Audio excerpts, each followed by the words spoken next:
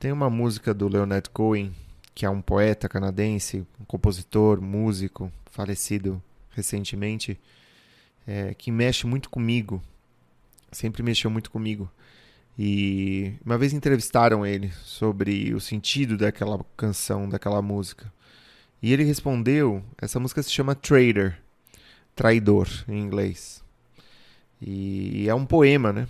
E ele fala que esse poema é sobre o sentimento de trair uma missão que ele deveria supostamente cumprir e sobre ser incapaz de cumprir essa missão. E então, né, depois de muito refletir, chegar a entender que a verdadeira missão é não cumprir a missão. E que a coragem mais profunda seria permanecer sem culpa nesse dilema de não cumprir, né, sabendo que a coisa certa seria não cumprir. Esse era o equilíbrio necessário, esse seria o aprendizado derradeiro. Bom, estou falando disso no fim do nosso ano de 2023 e a gente vai pensar sobre o que o passado pode nos ensinar. Olá, meu nome é Thiago Novaes e você está no Prelo.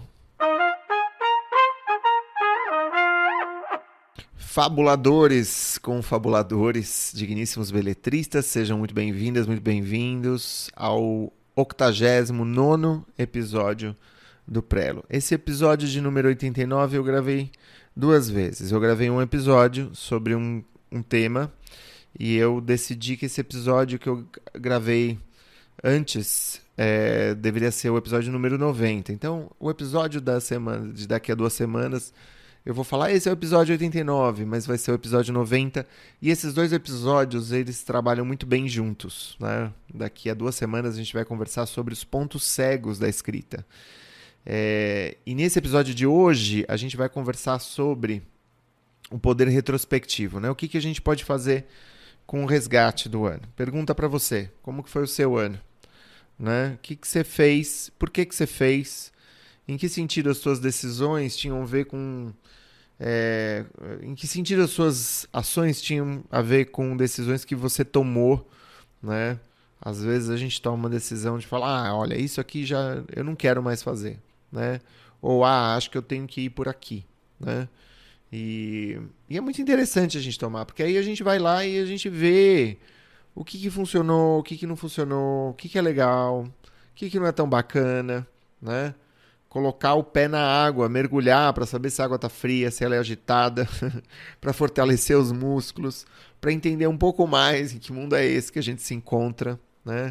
Tudo é um sinal do mundo, tudo é uma pista, né? Às vezes as pistas são super opacas, às vezes o mundo se apresenta diante de nós como um grande enigma, do qual a gente não conhece absolutamente nada e fica confusos e perdidos, né? E é por isso que as retrospectivas são... E as retrospectivas pessoais são importantes, né? O que foi que aconteceu no primeiro semestre, o que aconteceu no segundo, o que você foi capaz de escrever, o que você não foi capaz de escrever, o que você leu e por que você foi para esse... né, para essa corrente ou para aquela corrente, né? Eu vou falar um pouco do meu ano e eu vou falar também sobre as coisas, né? Ou seja, eu sou um escritor publicado, vai fazer agora em 2024 20 anos. Né? Meu primeiro livro saiu em 2004, né? Nossa, muito tempo atrás, né? E nesses 20 anos de percurso, né, o que o 20º ano me ensinou, né? E o que eu posso te ensinar para que você possa já sair, né, bem, já sair na frente, né? Não existe frente, não existe trás. Eu comecei com Leonard Cohen um pouco por conta disso, porque o Leonard Cohen é esse sujeito que vai, passa 5 anos no monastério e descobre que ele não é um monge, que o mestre dele não é o mestre dele, que ele não é judeu, que o monge não é japonês. Ou seja, que nós somos muito mais, né? Então, nesse sentido, eu sinto nesse 20º ano de escrita, de publicação, né, de convivência no mundo literário, de entender todas as coisas que mudaram, porque esses 20 anos, assim, aconteceu muita coisa no mundo dos livros, no Brasil, no exterior, sabe? Coisas que nos confundiram, pequenas febres que passaram, modismos efêmeros e outras coisas muito substanciais. E, e eu publiquei em junho o meu oitavo livro autoral, né? Porque eu já traduzi muitos livros, já trabalhei como ghostwriter em outros livros, ou seja, eu acabei escrevendo muitos livros. Eu escrevi uma dissertação, uma tese na academia, escrevi artigos acadêmicos, né? Se eu fosse somar tudo isso, ia dar uma pilha da minha altura. Mas livros autorais foram 8. E o oitavo livro eu lancei em junho com uma proposta muito particular, né? E eu tinha duas missões esse ano, né? Eu vou me abrir um pouco para vocês, para você que está me escutando. Eu tinha dois propósitos, né? Duas missões. Né? Ó, que bom poder resumir as missões, né? É, A primeira era encontrar um lar, encontrar um lugar para morar, um lugar para viver. E, e, e dentro desse escopo também tinha, vamos dizer, um trabalho de pesquisa. Tinha lugares que eu precisava visitar em diferentes países por conta do meu livro, do livro que eu estava publicando, que é o Baleias no Deserto. E eu juntei as duas coisas, né? Então, no fim de 2022, eu fiquei nutrindo, fiquei fazendo pesquisa de diferentes cidades, diferentes países. Eu tenho cidadania europeia, então a possibilidade de morar na Europa, de trabalhar, né? Eu trabalho remotamente, né? Eu sou escritor, professor de criação literária de um canal online, então isso simplificaria um pouco o projeto, né? Mas até a página 15, como dizem, porque não é simples, né? Se mudar, é muito complexo. A gente sofre uma mobilização íntima muito intensa, muito forte. E nessa viagem, eu comecei uma viagem, né? Fevereiro, nos últimos dias do carnaval, em pleno carnaval, né? Eu estava tomando um avião para a Holanda.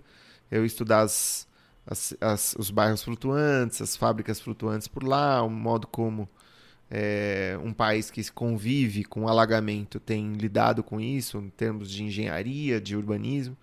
Mas havia também um desejo de conhecer um pouco a vida nesse país. Mas esse país foi uma conexão para a Grécia, que era um outro lugar que eu estava mais ou menos nutrindo, né? Que era um lugar mais acessível em termos cambiais, em termos de custos de vida, aluguel e tal, né? E depois eu fui para Portugal, que é onde eu tenho cidadania, onde se fala português, onde eu tenho amigos, conhecidos, né? Então esse ano foi um périplo, foi uma viagem, foi uma longa viagem, né, que terminou no ponto de partida. Terminou em São Paulo, né? Terminou comigo retornando, né? Por conta de mais de necessidades da minha companheira, né? E da vontade de estar junto com ela, de a gente cumprir esse ciclo juntos, do que qualquer outra coisa. Então, ela ia me encontrar lá, eu acabei voltando e a gente se estabeleceu aqui em São Paulo mais uma vez, né? E valeu. Quando você fala, nossa, poxa vida, não deu certo. Como não deu certo, né? Eu pesquisei dieta mediterrânea, eu fui para as Blue Zones na Itália, na Grécia, né? Eu conheci os idealizadores dessas cidades, desses bairros, fábricas flutuantes. Eu fui para Portugal, conheci vários participantes das minhas oficinas de anos anteriores. Já os conhecia, né? Online, conhecia a produção deles, mas não os conhecia pessoalmente, muitos deles, né? E vivi uma aventura que só a literatura pôde me dar, né? Tudo isso que eu estou falando é uma conversa muito sofisticada sobre escrita, no fim das contas, sobre as possibilidades autorais, né? Essa é a vida que eu construí graças assim, se eu tivesse seguido os conselhos das pessoas, entre aspas, responsáveis, né, eu não teria chegado até aí, né?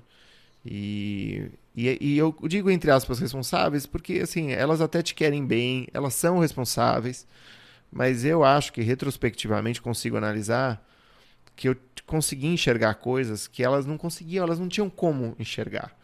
Então, é muito interessante porque essa foi uma lição para mim desde sempre, sabe? Tem coisas que a pessoa que te aconselha, ela não vê, ela não enxerga e você também não consegue explicar para ela. Isso também acontece. Você não vai conseguir explicar para ela, né? Porque você também não formalizou aquilo discursivamente, né? É difícil, né? Por isso que a gente tem que confiar, né? A gente tem que confiar. Tem uma pergunta que é como que a gente pode fazer para discriminar, né, as reações das nossas ações? A nossa intuição, né, daquelas formações reativas, às vezes evitativas, né? E eu acho que o jeito da gente fazer isso é exercitando. A gente precisa exercitar, observar e avaliar retrospectivamente. Não adianta a gente fazer e depois não conseguir olhar para trás, né? Então a importância de olhar para trás, ela é para a gente aprender a tomar decisões mais inteligentes, fundamental. No próximo episódio eu vou falar sobre tomada de decisão. Mas tomada de decisão é algo que escritoras e escritores fazem o tempo todo, né? Quando você escreve uma página, né, a decisão a escolha do tema, a escolha da abordagem, do foco narrativo, respeitando, claro, o teu jeito seu estilo, o teu jeito de fazer. Nenhuma escolha é racional 100%, né? Não existe racional 100%, é uma amálgama, né? Existe sim, vamos dizer, escolhas mais distanciadas ou menos, né? Mais viscerais ou mais, vamos dizer, informadas, mais ou menos informadas, né? A gente pode tomar decisões com base em desinformações, por exemplo, né? E aí, depois que a gente dá com os burros na água, a gente tem que voltar, tá vendo? Voltar e observar exatamente qual elemento que eu achava que era um fato, né, que não é um fato, né? É muito interessante, porque o bom de escrever é que nós meio que vivemos duas vidas, né? A gente resgata a nossa vida por meio da nossa escrita e muitas vezes a gente vive observando aquilo textualmente. É muito bonito isso. Tem uma escritora espanhola, provavelmente você já a conhece, não sei, se não, eu indico, que se chama Rosa Monteiro. Ela hoje tem 70 e poucos anos e ela tem um percurso muito bonito. E ela é ensaísta, além de romancista, escritora de ficção, né? Ela é ensaísta. E ela vai falar um pouco desse resgate, né, que a gente faz, né, da necessidade de não estar lúcido. O último livro dela é O Perigo de Estar Lúcida. É um verso da Emily Dickinson. Esses autores, essas autoras, se a gente vai a fundo na vida desse pessoal, quanta coisa a gente aprende. Quanta coisa a gente aprende, gente. É impressionante. Olha, eu dividi o encontro de hoje em duas sessões. Então, a primeira sessão, o que eu acho que eu faria de diferente, né? E o que eu acho que funcionou ao longo desse ano. Falando mais diretamente sobre os meus esforços autorais ao longo deste ano. Algo que eu fiz de diferente esse ano. Esse ano eu me dediquei quase que exclusivamente, não, porque não existe isso, mas me dediquei bastante à divulgação da minha obra. A ideia de lançamento, de pré-lançamento, de contato com as pessoas, de inserir um livro que eu estou publicando no meio autoral, de entender as reações das pessoas, de entender aquilo que eu preciso, né, o que me falta, né, enquanto habilidade, né? Como que eu tenho feito, como que eu fiz até muito recentemente? Eu escrevia, né, eu compunha, projetava, escrevia, enviava eventualmente para um projeto, uma bolsa. Eu fui afortunado com 3 bolsas de criação literária. Todas as vezes que eu prestei, eu consegui. Então, 2 bolsas PROAC, uma bolsa da Funarte. E foi muito bom, porque essas bolsas me deram fôlego, né, para pensar e planejar. Mas é isso, planejava livros, escrevia os livros, publicava os livros, já pensando nos próximos livros, né? E talvez em algum outro momento da história isso tenha funcionado, né? De alguma maneira eu reconheço que havia aí uma timidez da minha parte, né? E essa timidez me desinformava, né? Ela me oferecia um falso julgamento que Basta você escrever um bom livro, que esse livro vai acontecer. Esse livro vai andar com as próprias pernas. Né? Num mundo, num tempo onde você tem 5, 6, 7, 8 mil livros sendo publicados por ano num único país, né? E num tempo onde, de alguma maneira, os meios se pulverizaram, né? Antigamente você lia lá 2, 3, 4 jornais, se informava, via um pouco da televisão, acabou. Né? Aí foram aparecendo outros periódicos, outros jornais, foram aparecendo revistas de crítica literária, que às vezes eram muito nichadas, assim, e foram se expandindo. E aí a imprensa entrou em crise, aí a internet bombou, né? Quer dizer, não nessa ordem, mas a internet bombou e a imprensa entrou em crise. E mudou, mas mudou muito. E a literatura mudou junto com isso. Né? O modo como a gente consome, né? O tempo atual, como a gente recebe as notícias, como a gente processa isso, como a gente recebe indicações de filmes, livros. Né? As indústrias mudaram, a indústria da música mudou, a indústria do cinema sofreu um revés terrível, está sofrendo. Ou seja, existe sim uma transformação muito grande, né? E que é paralela, vamos dizer, a uma abertura. Né? Quando a gente vai olhar hoje, a quantidade de lugares por onde você pode, né, pesquisar referências de leituras, de livro, é muito maior. Né? Então, aqueles poucos jornalistas, eles perderam o poder que eles tinham. Né? Eles distribuíram esse poder involuntariamente para muitas pessoas, algumas com autoridade, né? E outras pessoas mais aventureiras, mais despojadas, enfim, acho que tem de tudo, né? Como você já sabe. E aí a ideia era, 2023, eu vou lançar um livro sobre meio ambiente, sobre alimentação, um ensaio, não ficção, e eu quero pensar, né, na arte e na ciência do lançamento do livro. Né? Coisa que eu nunca tinha feito, como eu disse para você. Né? Então, o que eu fiz? Primeiro semestre, eu trabalhei, fiz uma lista de e-mails, né? E fui enviando notícias tal, e aí depois eu vendi esse livro para essa lista. Né? E vendi para minha lista toda de escritores, porque eu tenho um pressuposto de que, se você me acompanha, tem algo que eu te ofereço, né? Tem algo que eu contribuo na tua formação. Né? E se eu contribuo na sua formação, por que você não teria um interesse em ler um livro meu? Porque um livro, se a gente for parar para pensar, nas horas que a gente passa lendo um livro, no quanto a gente aprende com a leitura de um livro é extremamente barato. Um livro é algo que tomou a vida, 3 anos da vida de alguém. Né?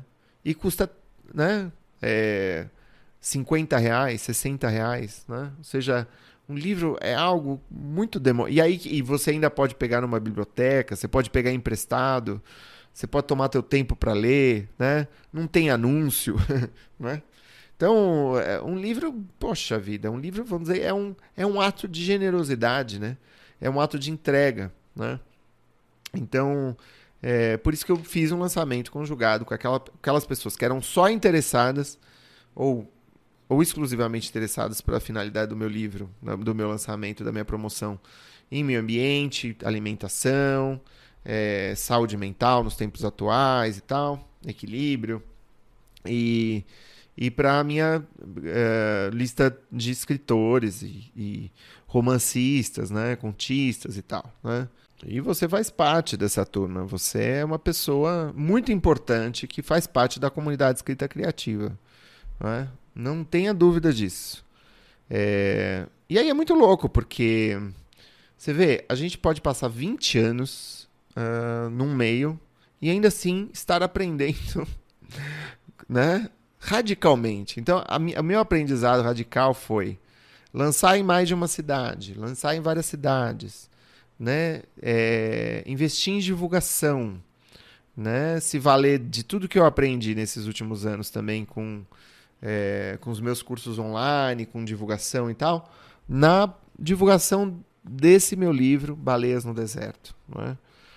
E esse ano foi valiosíssimo, porque eu fiz isso enquanto fazia essa viagem, Essa viagem também virou uma viagem de divulgação. Então, se você vai no meu Instagram, você vai olhar, por exemplo, o vídeo que eu fiz sobre o bairro flutuante em Amsterdã, né? Você vai ver um outro vídeo sobre a seita dos cozinheiros e a seita dos churrasqueiros, sabe? Você vai ver pequenos derivados bastante específicos sobre algumas coisas que eu aprendi e que eu precisei viajar às vezes para aprender, né? Precisei pesquisar para aprender, né? Eu acho que primeiro eu vou falar de algumas coisas que eu acho que valeram muito a pena e que eu recomendo que você faça isso no seu próximo lançamento. E mais, eu recomendo que você esteja com essa antena mais ou menos aguçada enquanto você escreve o seu livro, enquanto você concebe o seu primeiro romance, muitas vezes, enquanto você está sonhando em fazer desse ano novo um ano literário, né? Então, eu acho que a ideia de um pré-lançamento foi poderosíssima, né? Eu acho que fazer uma lista de 12 mil pessoas que estavam interessadas nesse tema, né? E poder produzir e divulgar um pouco quase ao vivo, né? Com essas pessoas, né?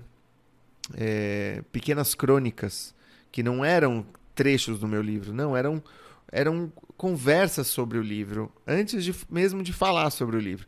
Então, escrevendo essas coisas, por exemplo, eu pus ali muita coisa que eu não tive chance de colocar no livro, né? Eu pude entender um pouco esse público, descobrir quem eram esses nutricionistas, esse pessoal de educação física, esse pessoal que trabalha com orgânicos, né? Pessoas preocupadas com ecologistas, com agroecologistas e assim por diante. Microbiologistas e tal. Tem gente da biologia que passou a me seguir, né, no canal. Então eu acho que foi muito interessante, vamos dizer, passar alguns meses cultivando esse lançamento, pensando como que ia ser, como que não ia ser, né? Isso foi uma coisa que funcionou muito. Outra coisa que funcionou muito, entender que agora a conversa, eu não conheço todo mundo. Claro, eu já não conhecia, claro. Mas eu acho que o mundo há 20 anos era mais simples, o mundo literário. E agora ele é enorme, ele é muito complexo, sabe? Cabe muita gente, cabe muito mais. Então é um pouco essa ideia de que eu tenho que ativamente conhecer essas pessoas, porque elas não têm a menor chance de ir até você, sabe? Elas mal têm tempo de ler os livros que saíram nas editoras mais mainstream, por exemplo, sabe? Elas não têm tempo, né? Então, esse ato de, por exemplo, ir atrás, né? Isso é uma coisa que a gente fez e que foi muito legal, de alguns acadêmicos do meio, e a gente foi atrás de alguns podcasts, e a gente pôde, né, fechar conversas, ou seja, estabelecer diálogos com esses podcasts. Você fala, mas um podcast, né? Poxa, o público é pequeno. E aí eu te pergunto, o que é pequeno para você? Né? Se eu vou lá e falo com 50, 100 pessoas, você acha que isso é pouco? Né? Poder passar 1 hora conversando sobre o seu livro, né? Ou meia hora conversando sobre o seu livro, né? Para 50, 100 pessoas, né? Que escutam podcasts temáticos específicos, você acha que isso é pouco? Não é, né? Não é. E é assim que a gente vai construindo o nosso público. É assim que as pessoas vão sabendo da gente, né? E vão começando a seguir a gente no Instagram, nas redes sociais, ou tendo, né? Ou participando da nossa comunidade, né? Aliás, para falar em comunidade, eu acho que aí tem um terceiro item, que justamente é a ideia da comunidade, né? Hoje em dia, você precisa criar uma comunidade. É isso. O que é a comunidade? É você abrir um serviço de e-mails, tem gratuitos hoje em dia, né? E às vezes mandar notícias, escrever uma crônica, né? Dividir reflexões com o teu público, né? Ou seja, que a pessoa possa, se ela quiser te procurar, te encontrar. E ela poder saber um pouquinho de você de tempos em tempos. Mas eu posto de vez em quando para os meus amigos no Facebook. Então então? Quem que conta para essa pessoa que quem manda no Facebook não... Ou seja, se você manda um e-mail para tua lista inteira recebe, né? Pode ser que às vezes até caia numa pasta promocional e tal, mas às vezes a gente olha a pasta promocional, né? E realoca ali na pasta central, mas a grande maioria recebe na nossa caixa de entrada, né? E uma porcentagem considerável, né? Vai ver tuas notícias, vai saber de você, vai estabelecer com você uma relação de leitora para autora, de amizade mesmo. É uma amizade meio platônica, um pouco distanciada, mas é uma amizade, sabe? Eu tenho uma relação de amizade com os meus leitores, né? E é muito bonito isso. E eu vou falar uma coisa, é um livro que venda, né, no Brasil hoje em dia, vamos dizer, 1.000 exemplares, é um livro que fez sucesso, né? É um livro que se vendeu, né? É um livro que teve reconhecimento de alguma maneira, né? E todas as vezes que eu mando um e-mail para minha lista, eu sou lido por muito mais do que 1.000 pessoas. Ou seja, eu não tenho dúvidas de que, né, as mensagens que eu mando para você, né, se você me acompanha, elas são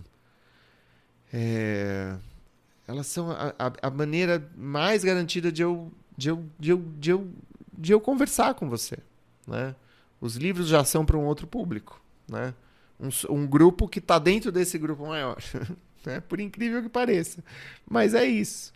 Aliás, um parênteses, né? Se você ainda não faz parte da minha comunidade, acho que você está perdendo muita coisa, sabe? Se você quer escrever, se você quer publicar, então, escritacriativa.net.br. Pausa aqui o tocador. Eu vou continuar aqui esperando você, sabe? Se inscreve lá, porque tem muita coisa, né, que a gente oferece no canal e com muito carinho, né? E a gente oferece material, entrevista, conversa ao longo do ano todo, não é? Então, se o que te falta muitas vezes é impulso e companhia, não perca essa chance, essa oportunidade, tá bom? É uma recomendação. Bom, então, de fato, o pré-lançamento com a divulgação, né, antes do lançamento, claro, pré-lançamento, né? Tem uma outra coisa que eu fiz involuntariamente, foi sem querer, e que funcionou. E funcionou muito bem. Foi muito louco, porque esse foi o meu livro que mais vendeu de todos, né? Ou seja, já vou te dar o spoiler, que funcionou. É claro, a gente sempre quer vender mais, mas esse foi o meu livro que mais vendeu, assim, disparado, nesses meus 20 anos de carreira. E olha que eu já fui no Jô Soares, e olha que eu já dei entrevista para a Folha de São Paulo, olha que eu já participei, já tive obra minha analisada no Globo News, sabe? Ou seja, eu apareci em muita coisa. Já dei entrevista já falei Folha, já escrevi no Estadão. Ou seja, sabe assim? Então, e no entanto, algo fez de muito certo, porque esse livro vendeu bastante, comparativamente com a média da produção brasileira geral. Em geral, os livros vendem muito pouco, né? Os livros não se vendem, ou seja, não se bancam, não se pagam, né? E a gente teve muita tranquilidade dessa vez, né? Vou dar um exemplo. Então, eu fiz o lançamento em Brasília, fiz 2 lançamentos em São Paulo.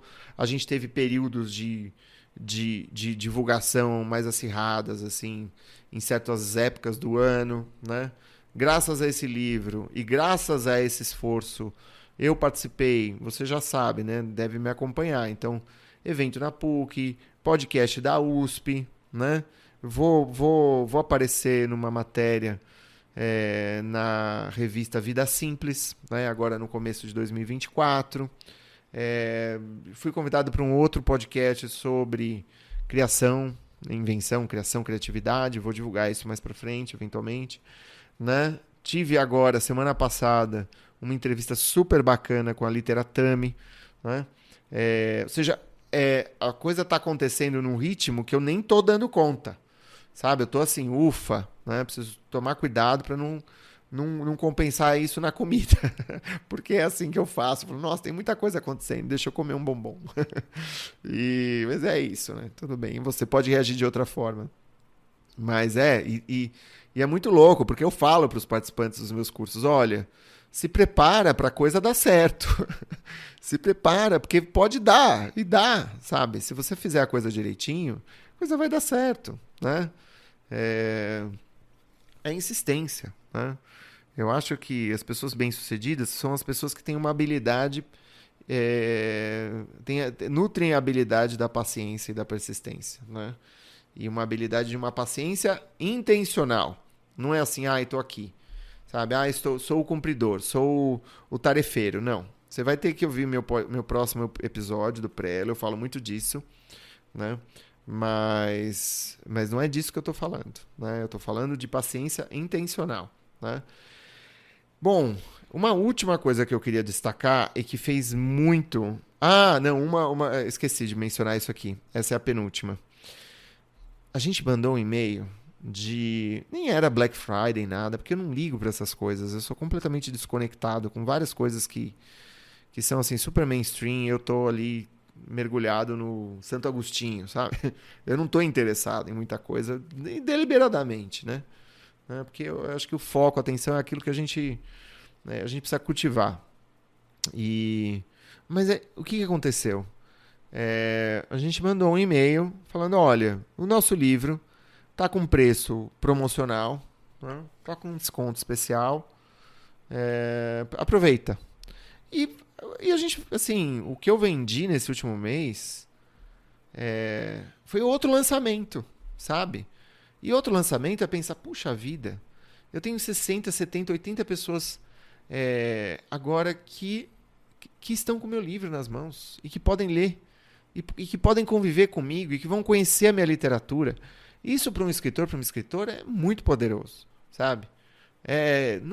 Não é pelo que eu... Não é pelo que eu ganhei financeiramente, sabe? O que eu ganhei financeiramente com isso não sou indiferente a isso, obviamente, mas o mais importante foi e é ter leitores. Ter leitores. Eu acho que ter uma base de leitores com lista de e-mails, com essa comunicação, com essa conversa, né? Entendendo, de fato, assim, é importante que se diga que certas coisas não funcionam, sabe? Não adianta você... enfim, né? Claro que tudo depende de como você faz, mas tem muita gente que pega, liga um vídeo e começa a declamar alguma coisa, sabe? Isso por si só, a grande chance é que não vá funcionar, entende? Ou que eu vou e posto uma foto de umas flores que eu vi num caminho no bosque e um pôr do sol. Às vezes o pôr do sol tá lindo na foto, a foto é linda. Mas eu olho para aquilo, eu não tô minimamente naquela vibe, né? Naquela energia, sabe? Aquilo não me deixa curioso, aquilo não diz nada sobre você como autora, não diz nada pro leitor, sabe? Não, é uma conexão muito frágil, né? Então, esse desconto que a gente fez, essa ideia de não subestimar, né, certas ações pontuais, né? Eu acho que é algo que eu levo comigo e que eu recomendo que você leve em consideração, sabe? Em último lugar, e isso talvez tenha sido o mais revolucionário, assim, para mim, mais subversivo, porque eu dou aula há já bastante tempo, eu me formei e eu já comecei a lecionar numa faculdade, né? Comecei a dar aulas de psicologia social e comecei a atender. E quando eu lancei meu primeiro romance, eu comecei a dar aulas na Academia Internacional de Cinema, e fui para o Sesc, São Paulo e tal. Tem uma programação cultural bem forte. Ou seja, eu dou aula há muito tempo, né? Há quanto tempo? 20? Nossa, olha, é isso. É mais ou menos o tempo que eu publico. Faz 20 anos que eu dou aula. 20 anos que eu dou aula, né? Mas existe algo que as pessoas esperam de você como autora, como autor, né? E que é uma dobradinha perfeita na hora de você escrever e divulgar e publicar seu livro, né? E se você levasse em consideração que, para além do seu livro, você vai produzir um texto, e é um paratexto, ou seja, esse texto ele conversa com o teu livro, ele fala do teu livro, ele tem reflexões que são anteriores e posteriores, né? E ele, assim, é o sumo, é o suprassumo, né? Da tua obra, nesse sentido, sabe? Só que é uma versão oral da coisa. Eu estou falando quase de uma espécie de palestra, né? Ou seja, uma palestra que pode ser qual é a expressão mesmo do pessoal que faz stand-up, sabe? O pessoal que faz stand-up, que ensaia ali 15 minutos as piadas, 20 minutos, né? O que eu fiz? A partir de um certo momento, eu me toquei, né? Que as pessoas que eu ia atrás, muitas delas eram pessoas que eu tinha ouvido conversarem, falarem, trocarem em algum lugar, ou nas redes sociais, ou numa livraria, sabe? Ou num documentário, sabe? E aí eu fui atrás da pessoa, né? E tem autores que te dão um calor, assim, sabe? Pelo poder das coisas que fala. Penso na Conceição Evaristo, penso no Suassuna, sabe? Penso nesse pessoal que tem uma potência, sabe? E eu pensei assim, puxa vida, eu para escrever esse meu livrinho, eu li 50 livros, né? Mais a experiência, mais entrevistas, mais tudo isso, né? E escrevi com muito cuidado e tal, mas é preciso que haja, vamos dizer, Isso não faz de mim um especialista no meu próprio livro. É engraçado isso, porque tem 1000 coisas acontecendo, eu estou dando aula de escrita, eu estou pensando no próximo livro, tem temas que me interessam, né? Acabei de comprar um livro, Rosa Monteiro, ou um livro sobre inteligência artificial. Eu tenho vários interesses. Li um livro recentemente do Fitzgerald, e aí fiquei com vontade de ir atrás daqueles que eu não tinha lido ainda e tal. Não é? Tem 1000 coisas acontecendo na nossa cabeça. Não é? Eu não tô treinado a falar, eu não sou um professor do meu livro que eu acabei de publicar, mas seria talvez muito importante poder elaborar, vamos dizer, uma série de tópicos que digam respeito às temáticas do livro e que tragam falas interessantes, informações interessantes, histórias que eu possa contar, piadas eventualmente, sabe? E que seja, vamos dizer, quase que um discurso modular, no sentido de que você pode trocar eles de ordem e manejar e tá confortável dentro dele, né? Porque você conhece, porque você estudou, porque você leu, porque se existe alguém que manja, que entende do seu livro, é você, né? Então, um pouco tomar, vamos dizer, fazer o próximo passo e que é preparar uma fala. Não decorada, obviamente, não é decorar isso, mas que você domine, entende? Das coisas que você quer que as pessoas, né? Quase o pretexto para o teu texto, sabe? O prefácio do seu livro, né? A aula zero, vamos dizer assim, né? Que esteja aberta e que não precisa ser uma cada vez que você converse, né? Mas vai ser uma cada vez que você converse, mas é a mesma palestra, né? É o mesmo bate-papo, vai ser informal, vai ser do seu jeito, né? Olha, eu dei uma entrevista sobre o meu livro antes dele ser lançado em janeiro, fevereiro. Aí teve um bate-papo na Casa das Rosas em São Paulo sobre o meu livro em junho. Aí eu fui dando entrevistas, fui conversando, falei com ele sobre ele na PUC. Eu agora, praticamente, né, 6 meses depois de publicar o livro, eu sinto que eu consegui, vamos dizer, lapidar esse discurso, né? E não foi apenas a experiência. Eu fiz um esforço deliberado, mais uma vez. E para mim foi muito difícil, porque embora eu dê aula, eu fale muito de escrita, eu circule muito bem, né?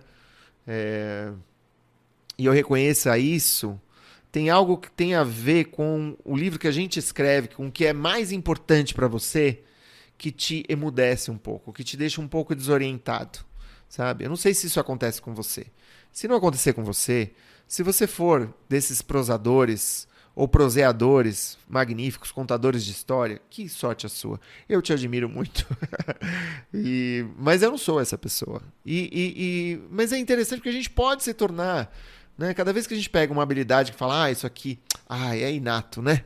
Nossa, é para quem nasceu. Olha, esse ano para mim comprovou que, de fato, poder fazer um stand-up literature, sabe? Literatura de stand-up, e poder conversar e dar entrevistas assim livremente, se sentindo seguro sobre isso, e aí podendo conversar com especialistas, entendeu? É o segredo da gente ter os caminhos abertos, porque, mais uma vez, não conte com o fato que a pessoa vai ler teu livro, né? Muitas vezes aquilo que a pessoa vai ter à disposição vai ser essa conversa, essa fala, né? E claro, se eu escrevi Baleias no Deserto, eu tenho uma certa, entre aspas, missão, né? Que tem a ver com as coisas que eu descobri, investiguei, né? E que pode estar dentro de um campo ficcional como não ficcional, né? No caso específico foi um ensaio, mas não precisa ser um ensaio necessariamente, né? Eu posso falar, fico pensando no Roberto Bolanho, 2666, Roberto Bolanho, autor chileno, né? E aborda 2666 tem a ver com feminicídio no México, que é um país onde ele morou, passou muito tempo, tinha muitos amigos, tal. E é isso. E ele fala disso nas entrevistas. Ele fala sobre o processo dele, né? Essa familiaridade com o próprio processo, né? As pessoas repetem as perguntas que elas têm pra gente. Então, se você puder, de algum modo, antever e entender o que as pessoas querem e como que a gente pode estabelecer conexões, né? Relações, aproximações. Gente, isso eu sei que é um nível... É algo... Para mim, por exemplo, foi super, hiper, mega desafiador, né? Tinha dias que eu acordava e eu tinha que fazer isso. Eu queria fazer qualquer coisa menos isso, sabe? Eu queria ler, eu queria escrever, eu queria, né, sabe, estudar alguma aula que eu ia dar para minha turma, sabe? Mas ter dedicado um tempo a esse preparo, né? E isso me permitiu muitas vezes ver que eu estava às vezes conversando tinha outras pessoas na minha mesa, e essas pessoas não estavam muito preparadas, entende? Elas não estavam. Você queria que elas tivessem, não é uma competição, isso não é concorrência. Mas elas não estavam, né? E aí é isso, você acaba se destacando, né? É inevitável, você vai se destacar um pouco, né? Então, eu acho que é algo que eu dedicaria um certo carinho, entendeu? Um certo carinho a isso, assim, com mais um certo cuidado a isso, sabe? Bom, essas são algumas coisas que eu fiz e que eu acho que, poxa, realmente fizeram a diferença, né? Em tornar esse lançamento o meu melhor lançamento até hoje, né? Mais aberto, mais explosivo, né? No sentido de que eu nunca fui tão lido como nesse ano, né? Sem dúvida. Segundo lugar, as coisas que eu acho que eu faria diferente nessa divulgação, né? Primeira coisa, que eu acho que é muito simples, eu já vou mencionar de saída. Eu publiquei muito com base na confiança, sabe? Eu estabeleci uma relação de uma amizade inicial com os meus editores e tal. E eu fui assinar o contrato de edição depois do livro publicado. Eu já, inclusive, conversei sobre contrato autoral nesse espaço. Eu tenho um episódio que é com um especialista sobre contrato autoral aqui no Prelo. Vai atrás, a entrevista que eu fiz com o Juca Novaes. E ele vai te esclarecer sobre muitas coisas, né? E muitas vezes a gente incorre em erro. Então, eu acho que feito um contrato mais cedo, ter deixado claras as expectativas de cada uma das partes, né, e detalhadas essas expectativas, teria sido melhor, sabe? Eu deveria ter feito isso. Eu acabei depois formalizando esse contrato, deu tudo certo. Felizmente não deu nenhum problema, mas poderia ter dado. Então esse é um tropeçozinho que poderia ter sido um mega tropeço. Então acho que isso é muito importante. Outra coisa que eu faria, que eu teria feito, que eu de alguma maneira fiz, mas recuei, que Isso é também um toque de uma editora conhecida minha, e que ela fez uma fala para os meus alunos dos participantes do curso Preparação do Romance, e eu vou dar essa vinhetinha aqui para você, e que me surpreendeu até quando ela falou isso. Ela falou assim: olha, eu prefiro que a autora e o autor procurem a editora e o editor antes do livro estar pronto. Eu achei isso incrível. Incrível. Falei, nossa, que interessante isso. Poder já estabelecer uma conversa, um diálogo, uma comunicação com a editora antes do livro estar pronto. Ou seja, eu não preciso passar 3 anos escrevendo um livro para saber se ele vai querer me publicar ou não. Eu posso já começar a conversar e ter iluminações. Ou seja, é claro, você não vai chegar com um texto de qualquer maneira.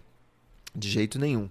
E isso, claro, isso exige uma conversa mais aprofundada só sobre esse tema, né? E que a gente faz lá no curso.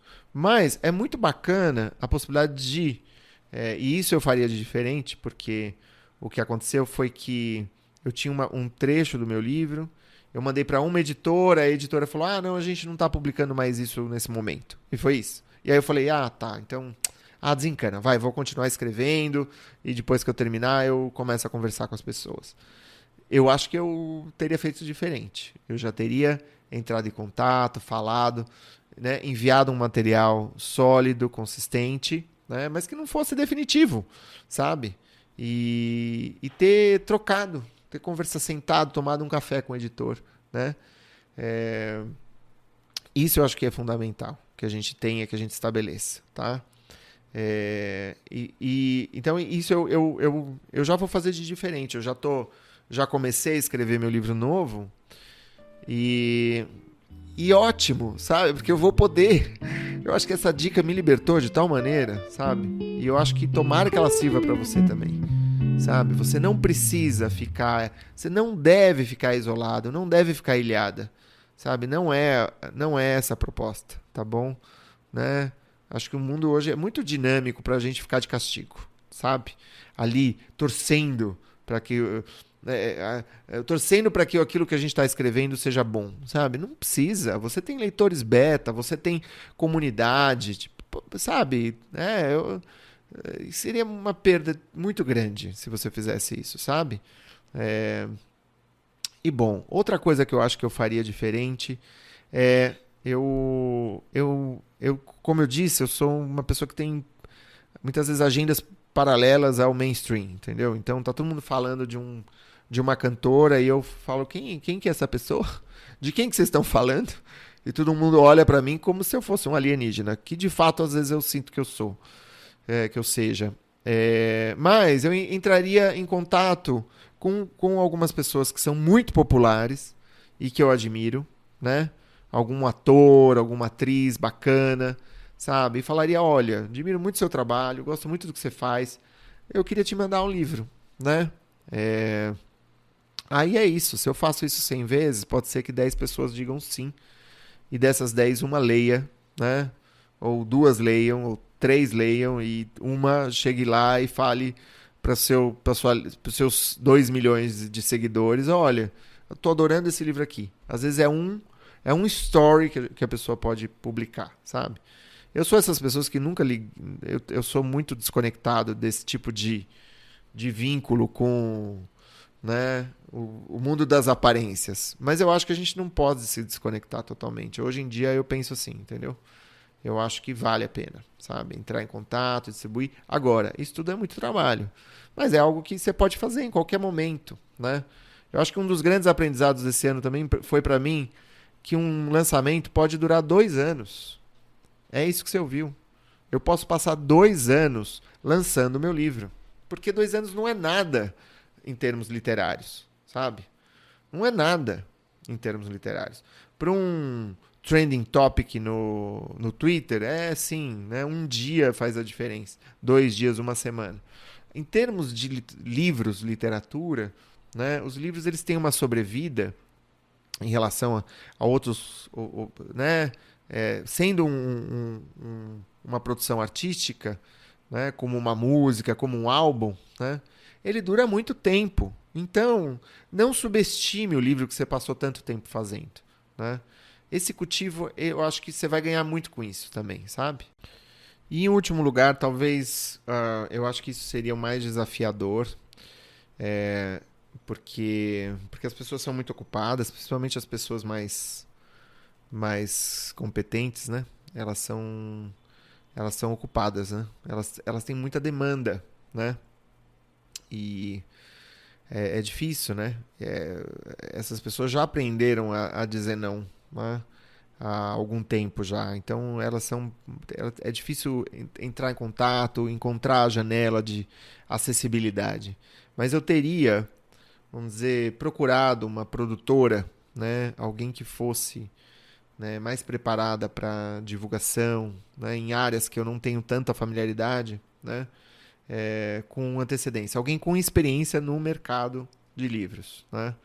Não pode ser uma pessoa que tenha experiência apenas com comercial, né? Vamos dizer, genérico comercial. Não pode ser, não adianta. Não vai funcionar, sabe? E isso é uma coisa que eu aprendi esse ano. Às vezes a pessoa tem a melhor das intenções, mas tem coisas que só quem trabalha com divulgação de livros sabe, né? E que o autor não sabe, não tem como saber, sabe? Não tem como saber, né? Tem coisa que é do comercial, tem coisa que é do mundo das editoras, coisa que é do mundo dos autores. Por isso que eu acho que a editora que faz curso de escrita, sabe? Ela não vai entender como escrever, não é porque ela sabe publicar que ela sabe escrever. São mundos, universos diferentes. Não é porque o sujeito escreve um ótimo e-mail, um ótimo copy, né, como dizem, né? Eu super valorizo, né? A pessoa escrever um bom post, sabe? Eu valorizo, acho legal, acho uma habilidade, sabe, elevada muitas vezes, né? Que ela sabe escrever um livro. E muitas vezes essa pessoa tá lá dando cursos de como escrever livros e ela, sei lá, o máximo que ela fez foi um template ali, um PDF de 15 páginas que ela comercializa, né? Com uma outra frase de efeito que ela comercializa na Amazon, né? O digital, e-book e tal. Então, ficar um pouco atento a isso, né? Na hora de chamar um profissional, ir atrás de algumas pessoas que possam realmente contribuir com a sua obra e que sejam especializadas naquela área em que você não é especializado. E eu acho que nem é só isso. Muitas vezes você sabe o caminho das pedras, mas, gente, é fôlego, é trabalho a divulgação do livro, né?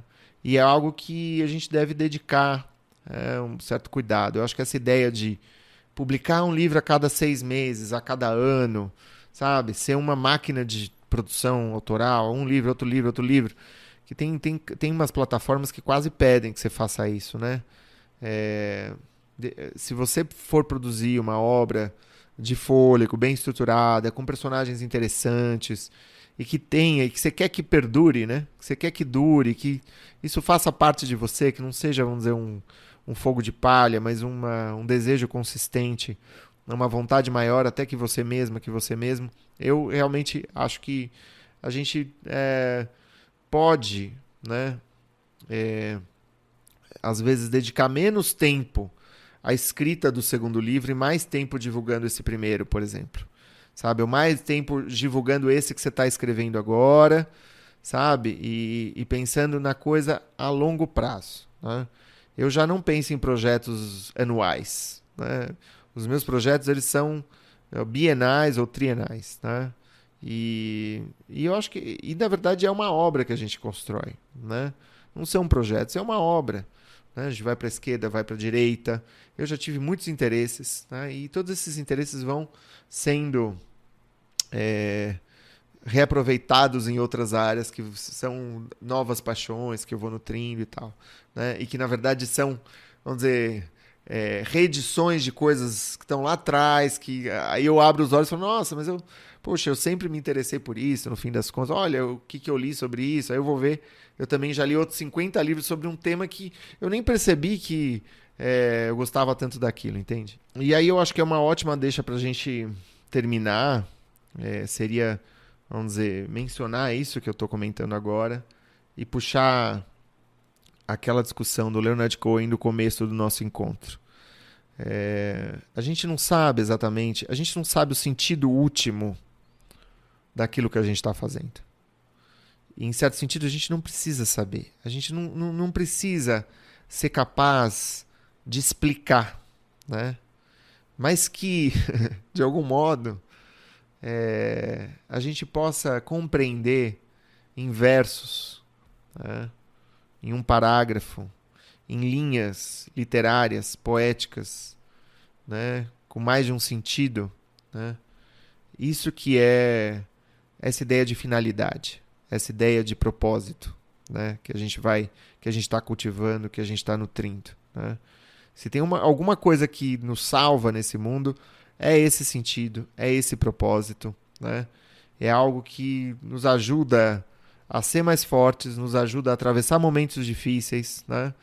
Eu vejo que a literatura salvou, literalmente salvou muita gente que eu conheço hoje, sabe? Tendo participado ou não dos meus cursos, a gente participou dos meus cursos que a literatura salvou, e outras pessoas que eu conheci na estrada, que já tinham publicado e que eu tive a oportunidade de conhecer um pouco melhor. Não subestimemos esses versos, né? Não subestimemos aquilo que a gente não pode compreender. Minha querida, meu querido, eu desejo a você um fim de ano restaurador, um fim de ano com pessoas queridas, né? Com pessoas íntimas, e eu desejo um ano novo enorme, né? Um ano novo bonito, né? Porque eu acho que a gente precisa da beleza. Um grande abraço e até 2024. Tchau!